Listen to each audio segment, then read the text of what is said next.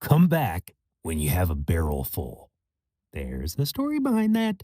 This is your daily message from Chad number 1022 to upgrade your mental game today by telling yourself a better story. Because the most important story you hear is the story you tell yourself. This message is dedicated to the dangerous Karen Abarbanel. Here's the upgrade. You expect perfection and quality from yourself immediately, but upgraded thinking knows quantity has a quality all its own. Here's the story.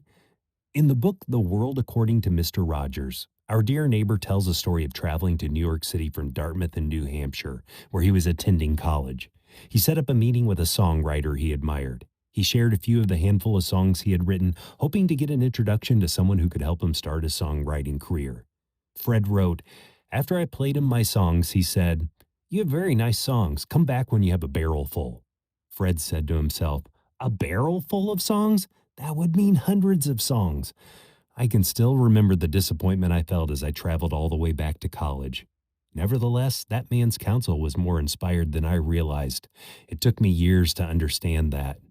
But of course, what he knew was that if I really wanted to be a songwriter, I'd have to write songs, not just think about the five I had written.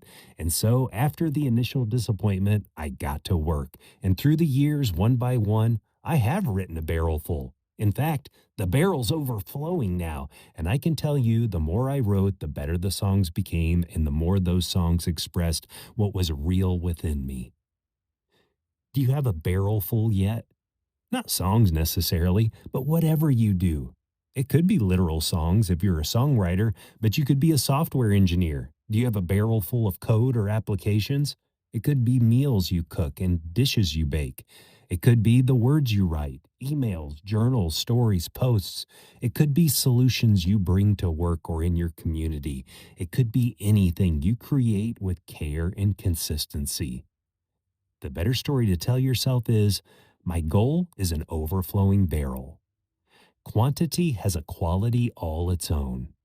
David Bales, in his book Art and Fear, tells about an art teacher who, at the beginning of the semester of Intro to Pottery, divided the class, giving one half the assignment of one quality pot and the other half 50 pounds of pots. But the quality wouldn't matter, just the quantity.